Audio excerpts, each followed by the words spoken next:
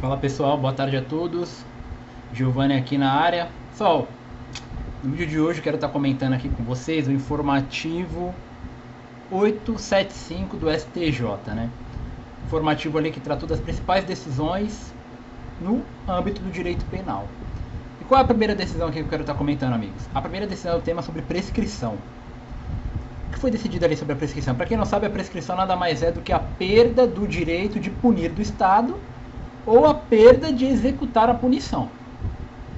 A perda de punir, a primeira parte, ela pode ser de diversas formas, né? Pode ser tanto na prescrição da pretensão punitiva em abstrato, na forma retroativa, na forma superveniente. Em abstrato, é levado a pena máxima da condenação. Por exemplo, se o crime é de 4 a 8 anos, se tem 8 anos, vai ter que ir lá no artigo 109, salvo o melhor juízo, que lá tem os prazos, e verificar uma pena em 8 anos, qual é o prazo prescricional.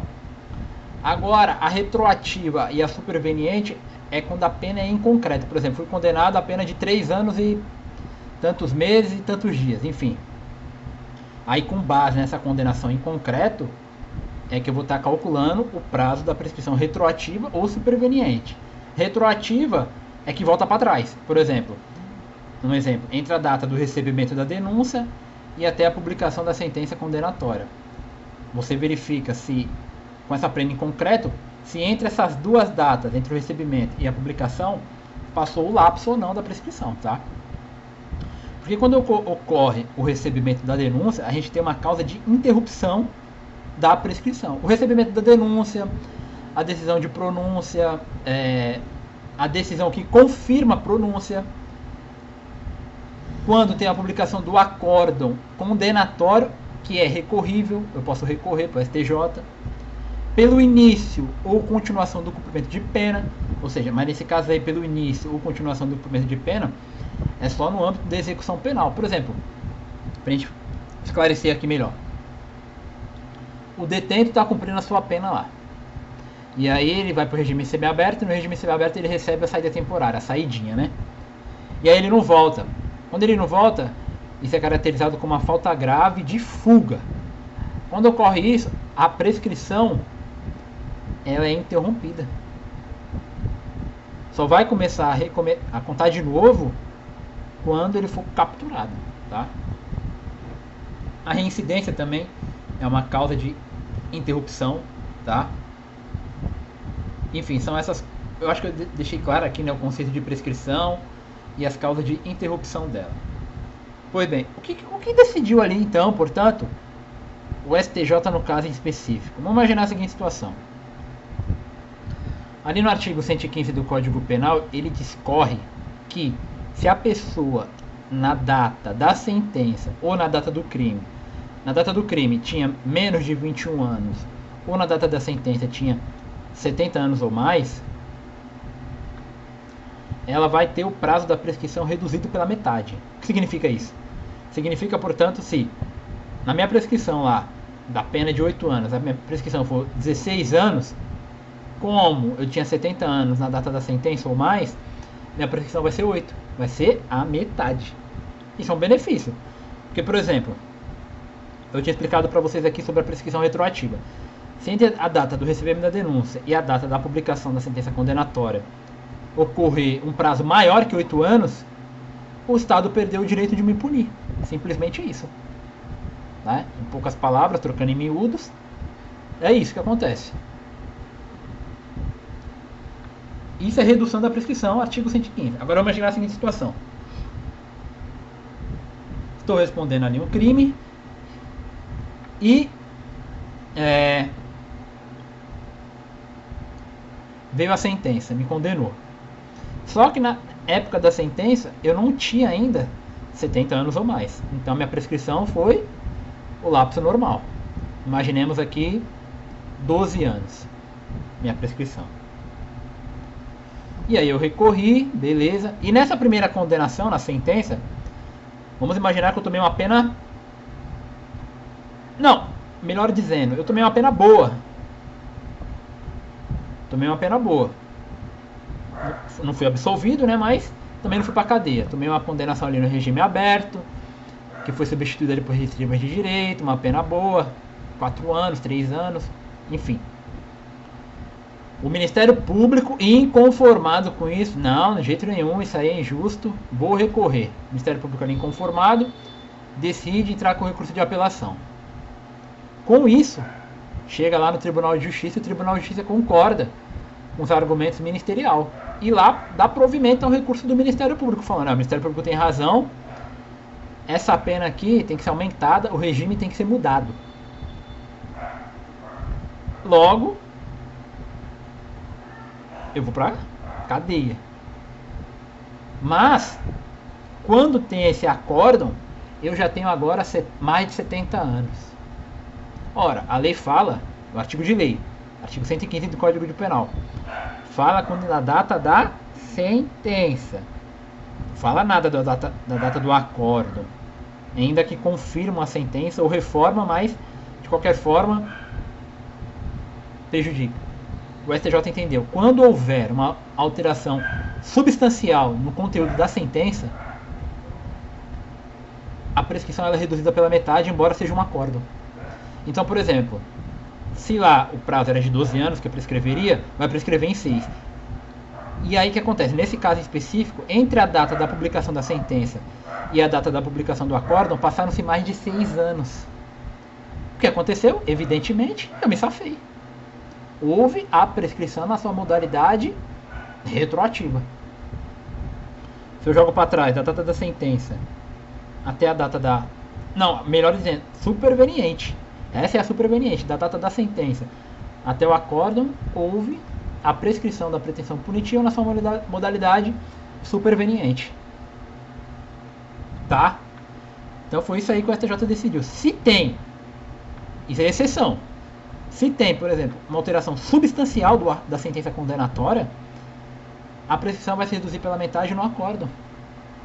É uma interpretação favorável para quem está sendo acusado pelo Estado, porque nessa linha de raciocínio, a prescrição ela é reduzida. Então, se o processo está em marcha muito lento, o andamento está de forma morosa, o que vai acontecer, pode acontecer, é se declarar a prescrição. A prescrição é a causa de extinção da punibilidade. E aí a pessoa ela se safa, né?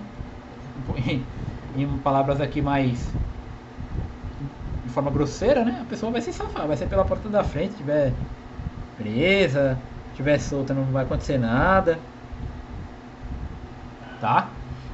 Então é isso, tá, pessoal? Essa foi a primeira decisão aí do STJ no informativo 875, tá? A segunda decisão agora é sobre direito processual penal também, só que agora sobre o tema competência. Competência nada mais é do que delimitação de funções, né? O juiz ele é competente para decidir sobre aquele assunto, competente, a vara é competência de juizado especial da infância e juventude, de menor. A outra vara é competente dos crimes dolosos contra a vida, Tribunal do Júri. Competência, tá? Vamos imaginar a seguinte situação. Eu estou sendo investigado por um crime na Justiça Federal. O que acontece? O Ministério Público Federal, ao invés de me denunciar, me processar, ele oferece um acordo de não persecução penal, né, o famoso ANPP. E lá ele estipula algumas cláusulas desse acordo que eu devo cumprir, caso eu aceite. E lá ele coloca, em tabula, prestações de serviço comunitário e pagamento em dinheiro. Valor pecuniário, melhor dizendo, né? Posso pagar em Pix também? Enfim. Nesse caso, eu vou lá e inicio o cumprimento desse ANPP na vara de execução penal, que é lá que dá seu cumprimento. Sucede que eu só presto o serviço comunitário. Eu vou lá, varro rua, presto um serviço no cartório, eleitoral, faço alguma coisa nesse sentido, mas eu não pago o valor.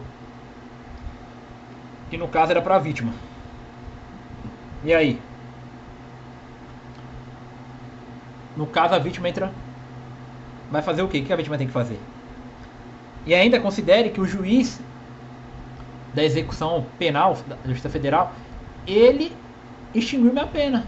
Minha pena não, né? O cumprimento, porque ele viu lá que eu prestei serviço comunitário e ele só tentou o dinheiro lá e extinguir. Aí a vítima ela entra com cumprimento de sentença, porque a execução já foi extinta. Como a execução já foi extinta, ela entra com cumprimento de sentença. E ainda é cumprimento de sentença que nem sentença tem, né? Pra falar a verdade, né? Enfim, mas ela entra com uma execução de um título judicial na justiça civil. Chegando lá, o juiz da justiça civil fala: não, isso aqui eu não sou competente para isso aqui. E se declara incompetente e manda para a Justiça Federal. O juiz da Justiça Federal também se declara incompetente. A gente tem o quê? Um conflito negativo aqui de competência. E aí, quem vai decidir quem é competente aqui no final das contas? Quem vai decidir é o STJ na sua terceira sessão criminal. Não vai ser a segunda sessão civil nem a primeira sessão. Para quem não sabe, aqui o STJ ele tem diversas, ele é dividido em diversos órgãos julgadores, né?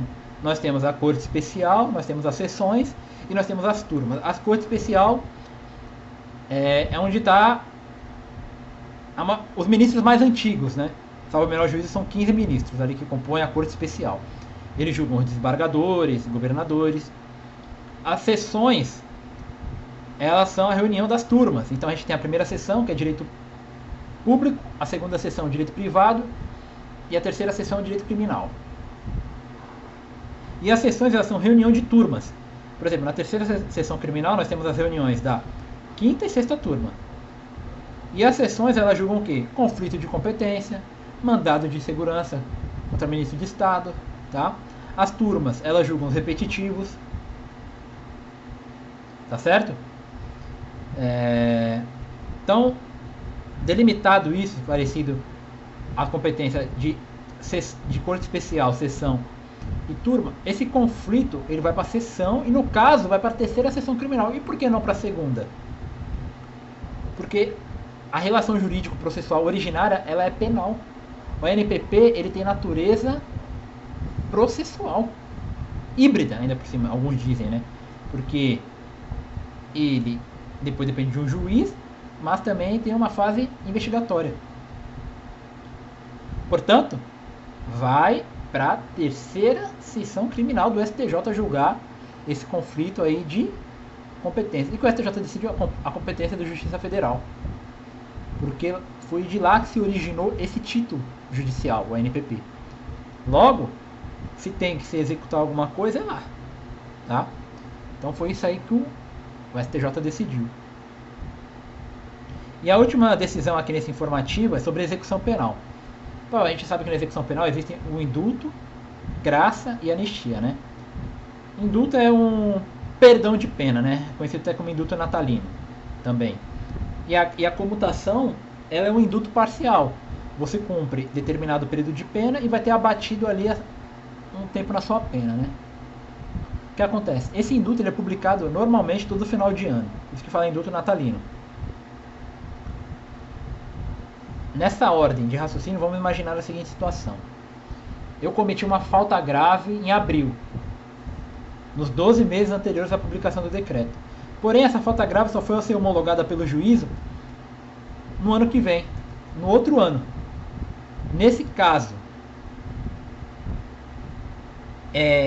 essa falta, ela impede o meu indulto, porque é o cometimento da falta, ou tem que ser a homologação da falta? No caso, é a homologação, é a data da falta, não a homologação, quando o juiz vai lá e homologa. Tem que ter, no mínimo, a falta e o procedimento administrativo disciplinar instaurado. Tá? Se tiver isso aí, você já não vai ter direito ao indulto e comutação. Porque você vai ter o quê? Mau comportamento. O teu requisito subjetivo não vai estar preenchido. Você pode ter preenchido lá os requisitos de índole objetiva. Porém, o requisito de caráter subjetivo ele não vai estar presente e você não vai fazer jus ao indulto, tá? Então o vídeo de hoje foi esse, espero que vocês tenham gostado. Só para quem não sabe, aqui nas descrições tem os meus produtos, tá? Tem o meu kit